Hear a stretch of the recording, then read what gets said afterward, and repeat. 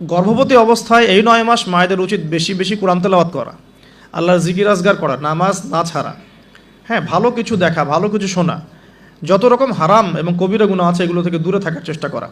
এরপর ইনশাআল্লাহ সন্তান ভালো হবে। আল্লাহ পাক দোয়া করি সন্তান যেন সুস্থ স্বাবলম্বী হয়। পাশাপাশি মেডিকেল চেক আপসগুলো নিয়মিত করাবেন, কারণ এটা খুব ইম্পর্টেন্ট ফ্যাক্ট। অনেক সময় দেখা যায় যে আমরা মানে পর্দার যেহেতু একটা বিধান আছে, তো পর্দার বিধান পালন করতে গিয়ে আমরা দেখা যায় আলট্রা করাবো না, আমরা এই ডাক্তারের কাছে নিব না, হ্যাঁ, আমরা নর্মাল করাবো, বাসায় করাবো, হসপিটালে নিব না, কিছু ওভার এগ্রেসিভ থিঙ্কিংস চলে আসে আর কি। পর্দা করব, তাহলে মহিলা ডাক্তার দেখাতে হবে, আলট্রা খুঁজে বের করতে হবে, কে আলট্রা মহিলা ডক্টর আছে আলট্রা করতে পারে খুঁজে বের করতে হবে, ক্লিনিক সেভাবে পরিবেশ তৈরি করতে হবে।